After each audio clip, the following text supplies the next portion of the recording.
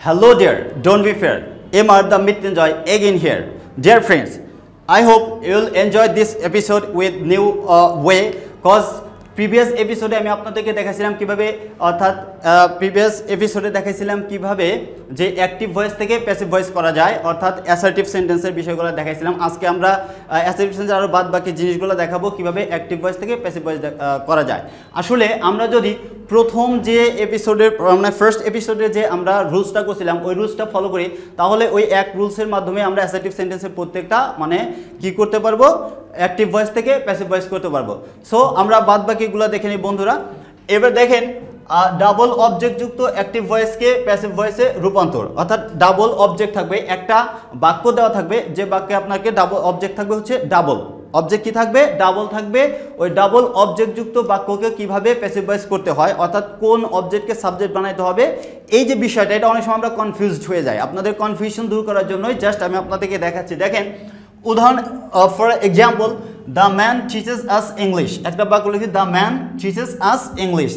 এখানে দেখেন অবজেক্ট আছে দুইটা বন্ধুরা প্রথম এপিসোডে আমি আপনাদেরকে কিন্তু দেখাইছিলাম যে কিভাবে অবজেক্ট বের করতে হয় সো এই এপিসোডে আমরা ওইটা আলোচনা না করে দেখেন এখানে অবজেক্ট আছে আস আর একটা অবজেক্ট আছে হচ্ছে ইংলিশ অর্থাৎ ডাবল অবজেক্ট দুইটা পেয়ে গেছে একটা হচ্ছে আস একটা হচ্ছে ইংলিশ অবজেক্ট দুই ধরনের হয় একটা হচ্ছে ডাইরেক্ট অবজেক্ট আর একটা হচ্ছে ইনডাইরেক্ট অবজেক্ট অর্থাৎ যখন আমরা ব্যক্তিবাচক কোনো অবজেক্ট পাবো ওইটাকে বলবো হচ্ছে ইনডাইরেক্ট অবজেক্ট অথবা আপনি এভাবে প্রনাউন্সিয়েশন করতে পারেন ইনডিরেক্ট অবজেক্ট অথবা যখন বস্তুবাচক কোনো অবজেক্টকে পাবো সেটাকে বলা হয় হচ্ছে ডিরেক্ট অবজেক্ট অর্থাৎ এই ডিরেক্ট এবং ইনডিরেক্ট দুইটা অবজেক্ট যখন থাকবে ডাবল অবজেক্ট থাকবে ওই সমস্ত বাক্যকে যখন আপনাকে প্যাসিভ করতে বলবে তখন ডেফিনেটলি আপনি ফার্স্ট প্রায়োরিটি দিবেন হচ্ছে ইনডিরেক্ট অবজেক্টকে অর্থাৎ ব্যক্তিবাচক অবজেক্টকে আপনি প্রায়োরিটি দিবেন তার মানে ব্যক্তিবাচক অবজেক্টকে প্রথমে কি বানাবেন সাবজেক্ট বানাবেন অর্থাৎ আমি আবারও বলি দুইটা অবজেক্টের মধ্যে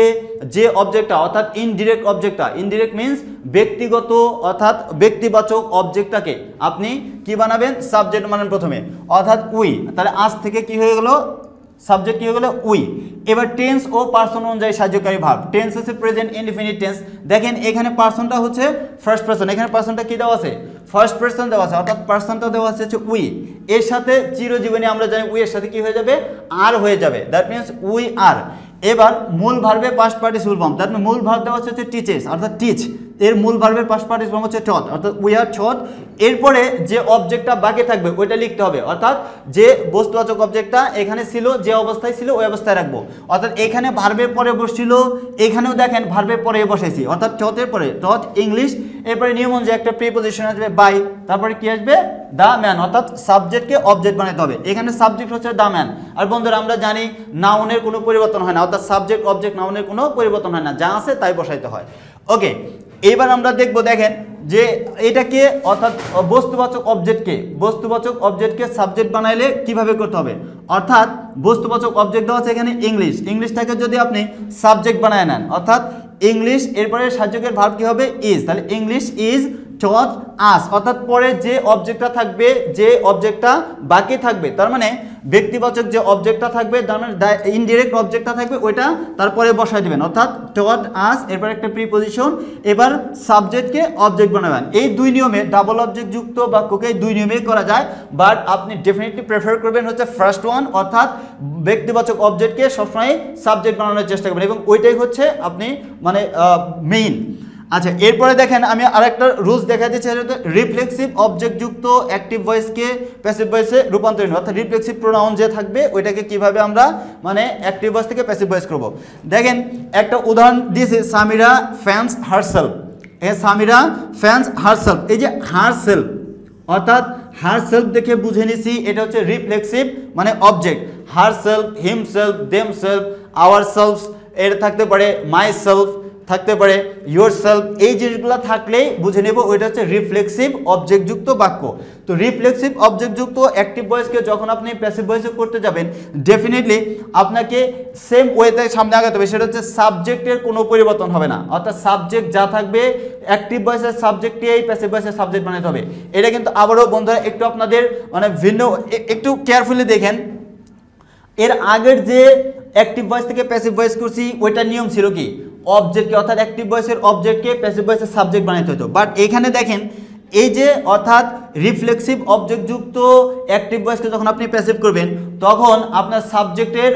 সাবজেক্টগুলো কোনো পরিবর্তন হবে না, অর্থাৎ অ্যাক্টিভ ভয়েসের যে সাবজেক্ট প্যাসিভ ভয়েসে সেম সাবজেক্ট হয়ে যাবে। তার মানে এখানে দেখেন অ্যাক্টিভ ভয়েসের সাবজেক্ট আছে হচ্ছে সামিরা, আমি প্যাসিভ ভয়েসের সাবজেক্ট বানায় নিয়েছি কি সামিরা, একই হয়ে গেছে। এবার টেন্স ও পার্সন অনুযায়ী সাহায্যকারী ভার্ব, এখানে ফ্যান্স লিখছি, অর্থাৎ এই ফ্যান্স এস ভার্বের সাথে যোগ করা আছে। বন্ধুরা ভালো কথা, দেখেন একটু মজার বিষয়, আমরা ফ্যান সবসময় ফ্যান শব্দ সবসময় শুনে থাকি, ফ্যান নিজেও কিন্তু ভার্ব হিসেবে ব্যবহার হয়। এখানে দেখেন ফ্যান্স কি বলছি, ফ্যানের সাথে এজ যোগ করছি, তার মানে ভার্বের সাথে এজ যোগ করে ফেলছি, তার মানে এটা প্রেজেন্ট ইনডিফিনিট টেন্স। তাহলে সামিরা যদি সাবজেক্ট হয়, টেন্স ও পার্সনের যে সাহায্যকারী ভার্ব কি হবে ইজ, তাহলে সামিরা ইজ। এবার মূল ভার্বের পাস্ট পার্টিসিপল ফর্ম, অর্থাৎ যে মেইন ভার্ব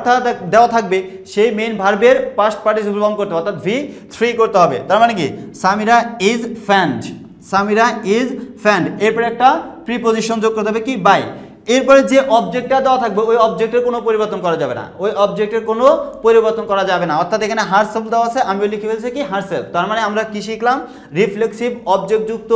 অ্যাক্টিভ ভয়েসকে যখন আমরা মানে প্যাসিভ করব তখন সাবজেক্ট এবং অবজেক্টের কোনো পরিবর্তন করব না, অর্থাৎ অ্যাক্টিভ ভয়েসের সাবজেক্ট যা থাকবে প্যাসিভ ভয়েসের সাবজেক্টটাই হবে। রিফ্লেক্সিভ প্রোনাউন অর্থাৎ রিফ্লেক্সিভ অবজেক্টযুক্ত বাক্যের ক্ষেত্রে কিন্তু বন্ধুরা, অর্থাৎ কি বললাম যে সাবজেক্ট যা থাকবে তাই লিখতে হবে, অবজেক্ট যা থাকবে তাই লিখতে হবে।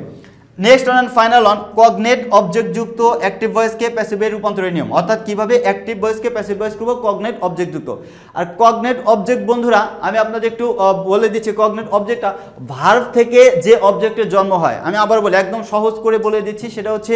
বইয়ের মধ্যে কিভাবে লেখা আছে ঘ্যান প্যান করে দেখার দরকার নাই, আপনি এটা মনে রাখবেন ভার্ব থেকে